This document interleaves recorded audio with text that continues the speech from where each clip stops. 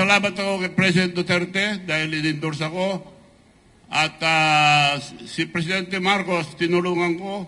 Ang plano lang niya noon, Vice President. Ako nagsabi na Presidente i-file. Pero pag-file si Sara, dahil napakalakas ni Sara, bababa ka, I'll have the leverage to talk to Sara na maging Vice President ka, protected ka na, hindi ka na madadaya. Tinulungan ko si President Marcos, hindi pa ko in-endorse ko. In-endorse ako, pasalamat kay President Marcos. Kung hindi niya ko in-endorse, salamat pa rin. Sir? Ibig sabihin, no, walang utang na loob yang si Marcos Jr. Ngayong panahon na to, nakikita na ho natin na hindi na ho talaga buo ang pinagmamalaki ng mga Talyanista atin sa Imada na Solid North. Wala na akong Solid North. No? Kasi kung meron pang Solid North, dapat nasa senatorial slate nitong si Bangag, itong si Manong Chavit Singh. So mga kababayan, nag-file na ho ng kanyang COC, itong si Chavit kaninang umaga. Anong masasabi nyo dito? Susuportahan nyo ho ba? Tayo ho dito mga kababayan, kung hindi siya susuportahan ni Tatay Digong, hindi ho natin susuportahan niya si Chavit. Sa mga nagsasabi naman dyan na, uy, PH update, wala ka sariling senatorial lineup. Wala ho talaga. Wala ho tayong sariling senatorial lineup. Sinubukan na ho natin gumawa ng sarili natin noong 2022. Yan ho, tingnan nyo nangyari. Kaya ngayon, ipagkakatiwala ho natin yung pagdidesisyon natin kung sino ang iboboto natin dito kay dating Pangulong Rodrigo Duterte. At base ho sa track record ni Tatay Digong, hindi ho niya basta-basta ilalagay sa alanganin ng sambayan ng Pilipino. Lalong-lalo na, napaka-crucial ho nitong 2025 midterm election. Ayun na nga mga kababayan, bago natin umpisahan ang ating talakayan, bago ho natin pakinggan ang interview nitong si Congressman Marcoleta dyan sa Bilyonaryo channel, news channel. Kung bago lang ho kayo sa PH Update, isang like at isang subscribe. Masaya na ho tayo dito. At sa mga gusto sumali sa ating community, click nyo lang ho yung join button para kayo ang pinaka-unang makakita sa ating mga reaction video. Ayun na nga mga kababayan, kayo huwag nyong pinagtatawanan itong si Coca, itong si Lisa Araneta Marcos. Ganyan, kahit yung mga media, yung mga gusto magpa-picture sa kanya, kitang-kita na wala ho silang respeto dito kay First Lady Lisa Araneta Marcos. Panoorin nyo ho itong kuha na to, itong video na to ni Sir Joe Dennis Tiwa. Ito mga kababayan, panoorin nyo. Kumababa lang ng hagdan.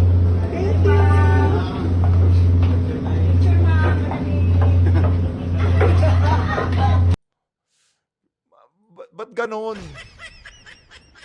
Yeah, wala hong amor etong ali na to sa sambayan ng Pilipino. Sa bagay, kahit sa social media, kahit hindi doon sa mga Duterte pages, kahit saan natin tignan, etong ali na to, hindi ho talaga siya rin-respeto ng sambayan ng Pilipino. Hindi naman ho natin masisi. Kitang-kita nyo naman ho kung gaano ka-epal etong ali na to na hindi ho natin nakitang pag-epal ng First Lady o First Gentleman sa napakahabang panahon. Yung asawa nitong si GMA, epal din yun, di ba?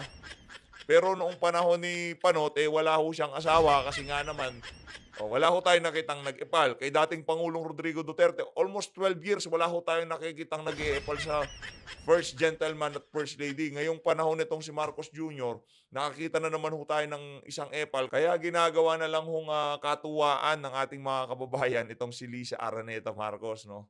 Ito naman mga kababayan, dito sa video na to, kuha ho yan noong 2019, noong panahon na itong si VP Sara talagang matunog na siya ang papalit dito kay dating Pangulong Rodrigo Duterte. Tingnan nyo mga kababayan, bigla lang ho tayong napaisip nung nakita natin yung larawan na yan. Paano noong mga panahon na yan, 2019, napagdesisyonan nitong si VP Sara na tumakbo ng pagka-presidente. Grabe ho siguro itong si Martin Tambalus Romualdez kung siya ang Speaker of the House ngayong mga panahon na to sa pagpapakaaso dito kay VP Sara. No? Nakita niyo mga kababayan, tingnan niyo kung paano niya, paano yung postura niya, kasi pagka merong payuko-yuko na ganyan, ano ho yan, body language, ibig sabihin, talagang rene-recognize mo na si VP Sara superior sa'yo. Pero ngayong mga panahon na to, dahil siyang Speaker of the House at yung pinsan niya ang presidente, nakita niyo kung paano niya tratuhin itong si VP Sara. Nung mga panahon na yan, meron pang nalalamang payuko-yuko yang si Tambaloslos. Pero ngayong mga panahon na to, ibang klase itong mama na to. Kaya, ang sinasabi ko sa inyo, sa mga taga-Leyte dyan, sa First District ng Leyte, ikampanya niyo ho yung kalaban nitong si Martin Tambalos Romualdez. Sabagay 'no, ang iniisip nga natin diyan baka pinatakbo talaga 'yan, eh, para hindi magmukha ng mga 'di ba, talagang, takot na takot ang mga tao diyan sa Leyte dito kay Tambalos. So ayun na nga mga kababayan, dito sa bahagi ng video natin na 'to, panoorin na ho natin ang, interview nitong si Manong Chavit sa kanyang pagpa-file na 'yan ng kanyang kandidatura kaninang umaga. Kaka-upload pa lang ng video natin bigla natin nakita, ay nag-file na pala. Ito mga kapatid, panoorin natin 'to, game. Shoutout SMNI, shoutout SMNI.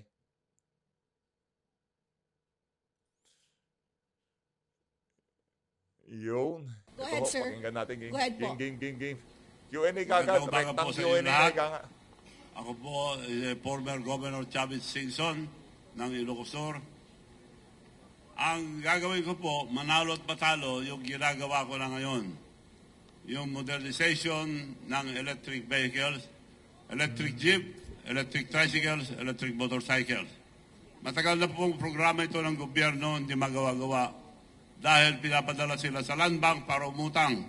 Mag-down payment ng 500,000, mag-porsyento. So matagal na po yun. Nakita kami minsan ni President Marcos. Kako, this time, Mr. President, mangyayari na yan. Dahil ako mag-provide lahat ng electric vehicles, electric jeep, tricycles, motorcycle, without any down payment, without zero interest, Wow. without guarantee from the drivers. Ang magagaranti yung mga mayors, governors, or transport group or cooperative. Buong Pilipinas po yun, malaki po yun, ginagawa ko na. Parating na yung factory ko galing sa Korea, worth 500 billion. At mag-uumpisa na po kami by December, latest January. Mass production na po kami. Quality dahil Korean technology, pero dito gagawin. Ang body, manipis po na bakal, pero di ginakalawang. So, na-check na po lahat yan. Yung prototype ng dalawa, nandito na. Ginagamit na ngayon yung mga transport group. At nagpunta mga transport group sa bahay. Sabi ko, hanapin nyo muna yung pinakamura para hindi nyo ko mabintangan na nagdinegosyo. Dahil tulong ko lang lahat to sa ating mga drivers na walang sasakyan para sa mga mahirap. So naghanap po sila sa China, Korea, Philippines, pinakamura po, 3 million. Kako, para tunay na tulong gagawin ko, ibibigay ko lang sa inyo 1.2. Wow. More than one half ang hinati ko. 1.2. Buong Pilipinas po yun. At may dagdag pa doon yung card na ginagawa na namin. Meron kaming card na ginagawa sa aming bayan na kung anong bayad nila, yun ang card nila.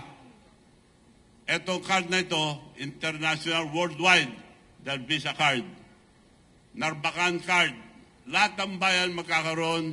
Ang buong Pilipinas, mamimigay kami libre with bank account, credit card na as a debit card. Okay.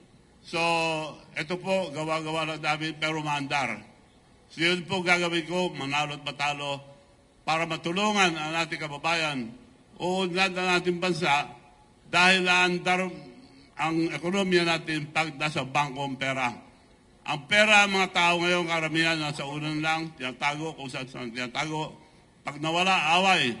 Pag hawak-hawak, may taya sabong, nawala na. So, makakatulong po ito, ginagawa ko na, gagawin ko, at mas marami akong magagawa, mas madali kong magawa kung ako ihalal na senador. Okay. Maraming salamat, sir. Salamat Time po. is up. Ang napakalaking katanungan ho dito, isa ho sa mga pwede nating tawaging political kingpin diyan sa may Ilocos, yang si Chavit. 'Di ba? May pera ho siya eh. Anong dahilan bakit hindi ho siya sinama nitong si Marcos Jr. sa kanya senatorial slate? Oh, ngayon para doon sa mga Talyanista at Ensaymada, tayo wala ho tayong pakialam kahit tumakbo yun si Chavit. Kung hindi susuportahan ni Tatay Digong, hindi ho natin susuportahan. Wala ho tayong pakialam dyan sa mama na yan, sa totoo lang. Ha? Gusto ba natin siya? Natural, hindi. Saktuhan lang ba? Saktuhan lang, pwede na. Maganda naman ang advokasya niya eh. Kaso gawain ng executive yan eh. Ano yung papasa mong batas, sir? Dito tayo magkakaalaman. Game. Melanie. Mean, I'm sorry, Net 25. Miss Mean. Game. Sir, good morning po. Tatakbo kayo under ng what party po? Administration din? Independent, pero ang partido ko, LL. LL. Ano LL? Luslos. Ano po yun, sir? Lakas loob. Lakas loob. Sorry, kala ko luslos. Sir, Lakas loob. dun sa binabanggit nyo kanina yung mga programa, sino pong transport group yung direkta makikinabang dun sa... Lahat ng transport group, yung Magnificent Seven at mga buses, lahat ng drivers, nagpunta na po lahat sa bahay at magpipirma na kami dahil mass production na po kami. Lahat ng transport group, no exception. The whole country. Pero yung advokasya nitong si Chavit na gawing mabigyan ng card lahat ng Pilipino, yung para sa ibang bansa, yung punta ka ng 7-Eleven, punta kang palengke, punta ka, ultimo yung mga nag-vendor sa kalye, meron ka lang card, itatap mo lang na ganun. Pagka merong laman yung card mo, kahit saan, taxi, bus, train, lahat, pwede ho yung card na yun. Sana magkaroon din ganun sa atin, no? Pagka nagawa ni Chavit yun, aba, hindi ka, sir. Three. Game. Nakipag-usap na po sila sa akin. Michael Rogas. Tulong talaga yung kay Go, Chavit. Michael Rogas po, from Radyo Pilipinas. Saan po ninyo kukunin yung pong pondo para po sa sinasabi po ninyong programa na Anga ka ba, sir? Anga ka ba? Bilyon na... Anak ng toko, ah. Negos. pagbibigay ng jeepney modernization at hindi ho ba kayo malulugi sa kaning gawin po ninyo ito? Saan ko kukunin? Apo. Ako nang bahala doon, sagot ko yun. Isa lang salita ko, gagawin ko. Hindi ho Wag mong problemahin yun, sir. Problemahin mo yung mga ibang tanong, pero yung pera, wag mong tatanong kay Chavit yan. Pag usapang pera, wag mong tanongin si Chavit. Problema niya na yun. kayo malulugi ko. Kung Lugi. Malulugi ako nun. Lugi siya, wala kang pakialam, di ikaw malulugi, sir. Hindi ako baling malugi, basta para sa masa, para sa ating bansa. Kagaya nung ginawa ko Miss Universe. Lugi, sabi niya. Kinuha ko, lugi. Pero maganda sa ating bansa. It was considered as the most successful Miss Universe ever in the entire world. So, binibigay sa akin ng Miss Universe, anytime, gawin ko raw, wala nang down payment, wala nang, may discount pa. So, yun ang nangyari. The best Miss Universe ever. Walang nakakuha po sa Pilipinas ever. Not even the government. Nagawa ko po yun. Last question po. Meron din po kayong digital bank. Maaari niyo po ba kami bigyan ng konting background nitong digital bank po ninyo, Go? Yes, yung digital bank, meron kaming bangko sa Amerika. Bihira po maka-approve ng bangko sa Amerika. Meron akong bangko ron, Bigham Bangko International. Meron din akong local bank at meron kaming digital bank. Yun ang tutulong magpandar. Right now, our card is being powered by Union Bank. Katulong yung bangko ng masa na ginagawa ko ngayon. Maybe within a month, andar na yun. Yun ang tutulong dahil dalawang gagamitin ko. Sabi siguro, ayaw mong gawin to Gcash, ako gagawa nito. Sige, tingnan natin. Tatrabahuhin kita. Kasi nga naman, grabe lakas mo ngayon ng nung Gcash na yan, no? Ngayon ito si Chavit, hindi. Hindi lang basta payment. Lahat pwede tong card na to. Visa card at saka Mastercard. Buong bansa, bibigyan namin to libre katulong ang ating mga mayors. Matagal na namin programa ito. Itutuloy po namin. Kasama ko po yung mga local officials, local government officials, governors, mayors, city mayors, and cooperative and transport group. So, eto po, itatap lang sa jeep nila, lipad na sa account nila. At nagagamit ito sa buong mundo. Nasubukan ko na US, Las Vegas, Japan, Korea, sa ibang bansa, nagagamit po ito. Tatlo lang nagpapandar ang credit card. Yun yung pay, Visa card, Mastercard. So, ito, Visa card, lumandar. So, ginagawa namin ngayon, Mastercard para sa lahat. Because 77% ang Pilipino walang bank account. kami po magbibigay sa kanila ng bank account with credit card as a debit card. Okay, Mon Galvez, TV5. Good morning, Mon Gualvez po sa TV5. Sir, just to clarify, kasi sabi nyo nga po kanina, lakas ng loob lang talaga yung pinangahawakan nyo po ngayon. Pero you're saying na ang pinupush nyo po talaga is yung PUV modernization, which is in line sa administration po na plano. Hindi ho ba kayo na-consult or paano ho ba? Hindi ba nagkaroon ng pag-uusap na maisama ho kayo sa line-up po ng administration? Ayun ang At tanong. saka bakit po talaga tinuloy nyo po ang pagtakbo pa sa Senado? Ayaw ko po kung kandidato noon. Dami nang tatanong dahil sa ginagawa ko ng matagal ito. Bakit hindi kayo tumakbo? Hindi lang ako dahil kontento na ako. Dahil aming probinsya, nag-umpisa ko ang governor, kami ang pinakamahirap. Malit lang ang probinsya namin. Ngayon po, kami ang ikalimang pinakamayaman na probinsya sa buong Pilipinas. Kami po ang pinakagulo ng araw, the most notorious. We are considered as a warlord country. Now we are the most peaceful. So, kontento na po ako, tumutulong na lang sa labas. Kaya ito na ang ginagawa ko ngayon, puro tulong, lalong-lalo na sa ating mga kababayan na mahirap. Dito, malaking magagawa ito, lalong-lalo na sa mga overseas workers. Hindi na sila lalabas pa pupunta sa bangko.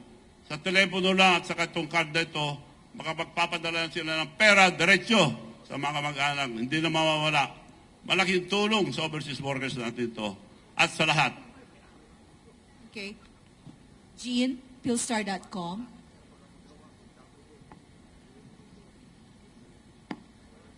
Sir, hello. You said that whether or not you win, you'd fund EV vehicles. So why the need to run for senator?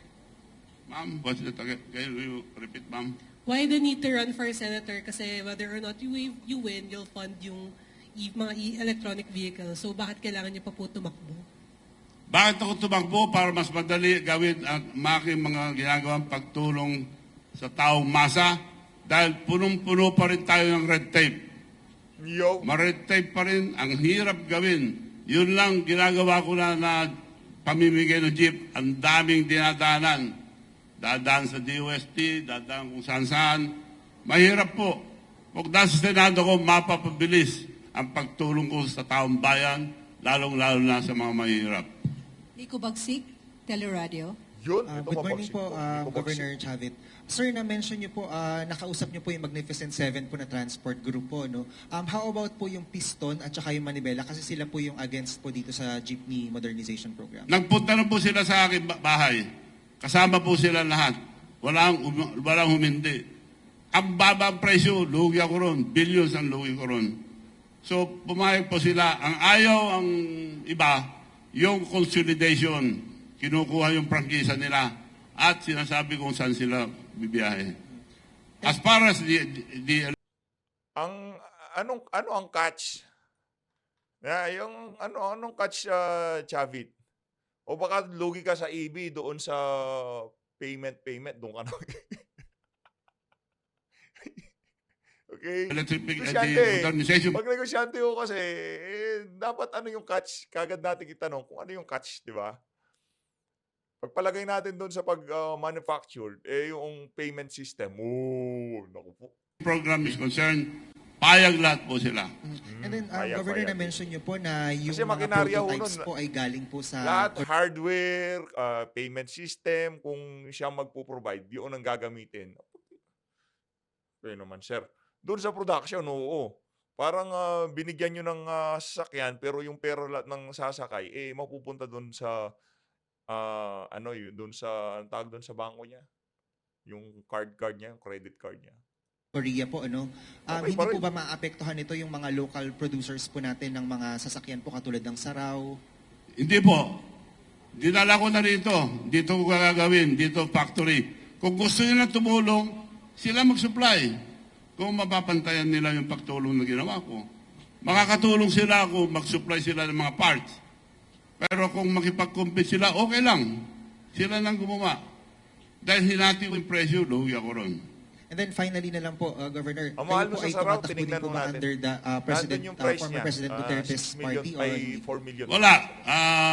Pasalamat ako kay President Duterte dahil in-endorse ako At si Presidente Marcos, tinulungan ko. Ang plano lang niya noon, Vice President. Ako nagsabi na Presidente i-file. Pero pag si Sara, dahil napakalakas ni Sara, bababa ka, I'll have the leverage to talk to Sara na maging Vice President ka, protected ka na, hindi ka na madadaya. Tinulungan ko si President Marcos, hindi pa ko in-endorse ko. In-endorse ako, pasalamat kay President Marcos. Kung hindi niya ko in-endorse, salamat pa rin. Sir. Ibig sabihin, no, walang utang na loob yang si Marcos Jr. Pinasalamatan ho niya si Tatay Digong at wala hong plano yang si Marcos Jr. na tumakbo ng presidente noong 2022. Talagang vice lang ang tinatarget ng bangag na yan. Ha? Nakakita lang ho siya ng opening nung sabi ni VP Sara, hindi ako tatakbo. Takbo na kayo. Ayun. Biglang kumapalang mukha. Ha? Yun ang nga ho nangyari. Game. Okay, ayun na nga mga kababayan. Tapos na ho ang 2 minutes nitong si Gov Chavit. Dito naman sa bahagi ng video natin na to, magbibigay ho tayo ng ating mabilisang reaction video dito sa interview na si Congressman Rodante Marcoleta dyan sa Bilyonaryo News Channel. Ito ho mga kababayan, game. Is it true that you were endorsed by former President Duterte? I can see a lot of endorsements. Well, I saw that the former president was endorsing my bid. Of course, in 2020, I think 2022, he was the one who also motivated me to run. As a matter of fact, he was the central figure who influenced me because I did not have any plans yet in 2022. But if you're going to run as independent for the 2025 senatorial elections, would you still say that you're an ally of the Dutertes? I'm ally of the people. Ang gusto ko kasing isipin, dahil nga ang gusto ko ay magkaisa, ayaw ko may nag-aaway. Ayaw ko nung nagkakawatak-watak tayo. Ayaw ko nang hiwa-hiwalay. So kung ang pagtakbo ko bilang isang independent will be perceived na ang tamang landas lang ang pwede nating tahakin, it might create an issue that I am doing this because I am for unity. Yun lang ang dapat nating tahakin, wala nang iba. Kagaya ng mga nangyayari ngayon na nakikita ninyo. Diyan nabibigyan na ho ng linaw, no? Nakikita na ho natin kung paano yung packaging, paano gustong tanggapin ni Congressman Rodante Marcoleta yung kanyang kandidatura na sambayan ng Pilipino. Okay, tuloy. Napakababa na ng pamumulitika sa bansa natin, sa pangyayari ngayon. Napakababaw. Kaya kung magsaside ka kung kanino man, akala nila ay yung pagkakapangpangan nitong si Condante, di mo maliligaw eh. para ka doon sa isang parte o doon sa isang side. Hindi po yung dapat mangyari. Kung hindi ang dapat na mangyari sa atin ay sundin natin at tahakin natin yung pagkakaisa. I want that I will be utilized as the key to unity. Congressman Dante. Pero yung nakikita na natin unti-unti yung packaging nitong si Condante. Nandun pa rin yung unity. Yung unity, yung pagkakaisa. Pero base sa mga nangyayari ngayon, nangyayari ngayong mga panahon na to dito sa administrasyon na yun, magandang manawagan ng unity. Magandang manawagan ng pagkakaisa. Dahil napakawatak-watak, sabog-sabog ang pamahalan ngayon eh. Kaso, kanino tayo makikipag-unite? Ang tanong. Kanino makikipag-unite ang sambayan ng Pilipino sa administrasyon na to? Naku, yariho tayo dyan, Tong. Mag-unite yung mga tao na naghahanap ng tunay na pagbabago. At yung mga nakikita nating politiko na kung saan ang kanilang interes lamang ang sinusulong dito sa bansang to, hindi ho sila kasama dun sa unity na yun. Hindi ho kasama. O ibig sabihin, hindi na unity. Hindi, unity pa rin. Yung mga magnanakaw, mga tambaluslos, mga wala nang ginawa kundi mamigay ng ayuda, magsama-sama ho sila dyan. Doon sila, unity sila sa panluloko sa ating mga kababayan. At doon sa mga taong Pilipinong naghahanap ng tunay na pagbabago, sama-sama tayo kay Kong Marcoleta. Ganun lang ho kasimple yun. You were stripped of 5 memberships, of your memberships in 5 different committees.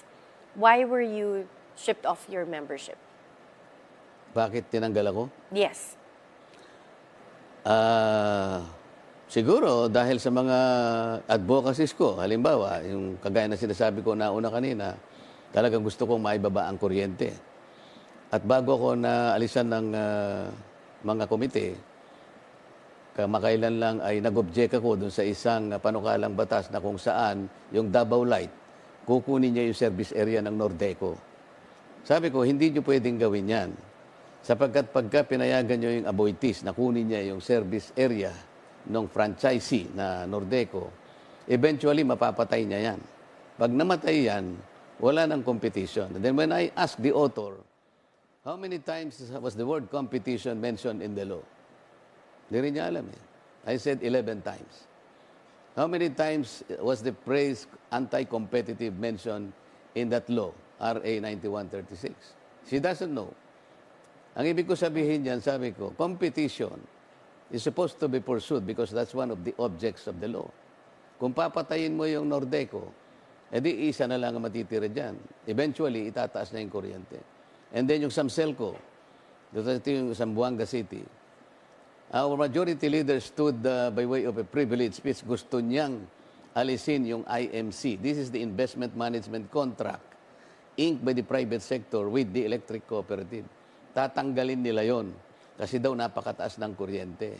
Pero ang nakikita ko, pag tinanggal nila yung IMC, mamamatay yung Samselco, the other electric cooperative. Akala ko baka ako ang sabi ninyo, by way of description, yung Samselco is already in a hospital, intubated. Ngayon, aalisin mo kako yung IMC, which is supposed to be the ventilator, di namatay yan. Pag namatay dyan, ibibigay mo na naman sa Aboitiz. Why are they doing this? So sabi, tanggalin nyo siya sa Energy Committee. Can you imagine? Ayun. Ganito yung nangyari. And then, Yan ho ang kursada ho talaga ni Kong Dante yan sa House of Representatives, no? Na mapababa ang presyo ng kuryente sa ating bansa. Kaso, imbis na suportahan ng kanyang mga kasama, alam na ho, isa ho yan sa mga dahilan kung bakit gusto nilang maging congressman. Yan, isa ho yan sa mga dahilan. Sa totoo lang ha, huwag ho tayo maglokohan dito. Yung paglalabi. Kasi nga naman, pagkagaling sa budget yung perang kukurakutin itong mga congressman na to, hindi kasama si Kong Dante doon ha. Kung galing sa pondo, traceable. Siyempre, makikita yan na nangurakot ka. Sa kanila, hindi naman kasi merong liquidation by certification yung kanilang MOOE. Kaya, tiba-tibaw yung mga congressman dyan sa House of Representatives. Ngayon, ang pinakamadaling pera yung paglalabi ng mga malalaking kumpanya. Doon sa mga batas na kung saan masasagasaan sila. Yun ho yun. Kaya, di ba? Kasi buboto kayo kontra ba kayo o pabor kayo dun sa mga panukalang batas na kung saan talaga minsan gumagawa ho sila ng mga batas para sagasaan itong mga malalaking kumpanya. Para na kung saan mapilitan itong mga kumpanya na to maglabi dito sa mga congressman. Yun ho yun. Kaya lahat gusto maging congressman, di ba? Yun ho yun. pinipilit kong ilaban yung katarungan nga. Bakit ka ako ganito yung ginagawa natin? Why are you persecuting the Vice President? Ang mga tanong ninyo, hindi na ako pang-briefing. Ang tinatanong ninyo kakong ganyan, what you are doing is you are mining for evidence. Preparatory to an impeachment. Hindi na makatarungan. So, inalis ako sa Justice Committee. Because you know that the Justice Committee will be the one to process any complaint of impeachment that might be filed at some later date. I was talking about accounting. All offices, all agencies of government are subject to accounting. Doon ka ako natin sila suyurin. Let us also ask those agencies and institutions, or even offices, na binigyan din ng confidential funds that somehow have been subjected to notices of disallowance. But why are you isolating the Office of the Vice President? Why don't you call all these agencies, similarly situated, para sa ganun, kung talagang gumagawa kayo ng inquiry in aid of legislation, we should have a balanced inquiry. I'm about good government. O tinanggal nila ako sa Committee on Good Government. Nakalimutan nila, ako lamang siguro ang miyembro ng good government na merong doctorate in public administration and governance from the University of the Philippines. Tinanggal nila ako sa member at naglagay sila ng chairman na neophyte. Again, by tradition, yung chairman na yun hindi dapat maging chairman. Why? Our tradition, if you are a neophyte, the highest position that you can occupy in the committee is vice chairman. Yun ang tradition namin. Yun ang alam ko since the 13th Congress. Pero ngayon, sabi ko nga sa'yo, yeah, they're all desecrating all our processes. This is what's happening. Winasak eh. Tinanggal nila ako as member of the Commission on Appointments. Ano naman ang connection doon? So in your observation, for the other examples you gave us, there were really specific instances that triggered why you were removed from the committees. Like, for example, in the Energy Committee, you were questioning some of the bills that were being sponsored that would affect monopoly, for example. But for the other committees, for example, in the Commission on Appointments, did this happen after you defended the office of the Vice President in terms of the way they were being questioned and the way the budget hearing was being managed? Yes, all this removal from the committees, including the Commission on Appointments, nangyari lahat pagkatapos na ng fateful day when I defended not the Vice President, but I defended the office of the Vice President because of those traditions that we have all kept for a long, long time. So at this point, do you feel like you're on the raw end of a political demolition job, or at least just basically the consequences of standing your ground against the majority? Sa akin, okay lang eh. If this is the price I have to pay for defending what is right. I said it before and I will say it again. I will fight for that right, whatever it takes. And Vice President Sara previously mentioned before that the budget is being controlled by Speaker Martin Romualdez and Congressman Zaldico. Is there any truth to that? Alam mo, ayaw kong kunin kay Vice President yung kanyang description na yun. Sapagkat para sa kanya yun. Ang masasabi ko lang, I will not deny it, but I will not confirm it. Okay, we were hoping to get your insights as someone from Congress. But I do not want to steal the thunder from her. Okay. But there were instances, there were two instances in Congress when you were prevented from interpolating or asking questions Yan, during the yan ang magandang tanong preliminary dyan. budget hearings. Doon sa budget, Can you yan. describe this to us?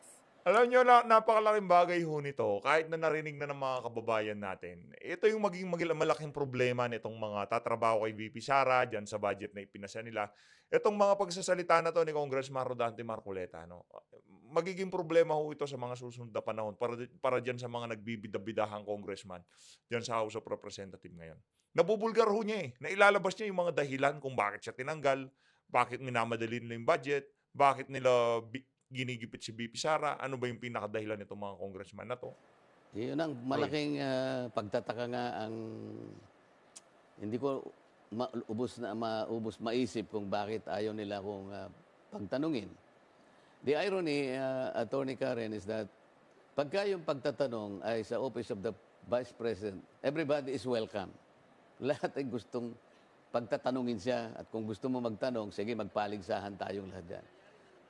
Pero nung mapunta na sa plenary debates, this is the actual sponsorship and defense of its budget. Doon pa lamang sa preliminary, doon sa guiding principles, kung tawagin namin yun ay, kasi yung magpipresent dyan yung DBCC. This is the cluster, this is the economic cluster. Andyan ang NEDA, ang DBM, DOF, DTI. So general principles pa lang. Ayaw na nila akong pagtanungin. Sabi ko, bakit naman? I just want to set the tone nung deliberation. Bakit naman? Gusto ko lang namang malaman, out of the 6.325 trillion budget, magkano ba dito ang pwede nating gamitin para mabawasan ang bilang ng mahihirap sa ating bansa? Ayaw nila akong pagsalitain. Ayaw nila akong pagtanungin. And this happened after the incidents wherein you were defending the office of the Vice President in terms of what the rules were supposed to be. Yes, ma'am. So nakita niyo po yung parang may retaliation. Part of it, siguro. At pangalawa, nandun kasi yung kanilang pagsisikap na madaliin na raw yung pagpasa ng budget because meron kaming set deadline eh. So, ang gusto nila, parang finish or not finish, pass your paper. September 25 yung deadline. So, ang pakiusap nila, total, nasa majority ka naman, sabi nila. Tinatrato pa nila akong majority nun eh. Lahat ng members ng majority, wag na kayong magtanong, ipamahala na lang natin sa minority. Para lamang makatipid tayo ng panahon at maipasa ang budget. Nagmamadali ba kami, Attorney Karen? Pag have to screw. Ayun na nga mga kababayan, dito na natatapusan ng ating reaction video. Maraming salamat po sa pag-support sa PH Update. Mag-ingat po kayo lahat kung di nyo pa napanood itong video na to. Kaugnay pa rin ho doon sa content natin kanina kay Manong Chavit. Ano na ho to sa bagay? Napanood nyo na ho yun. Ito na lang. Yung sa susunod, abangan nyo ho yung kay Bama Kaino. Maraming salamat po mga kababayan. Mag-ingat po kayo lahat. Mahal natin Pilipinas.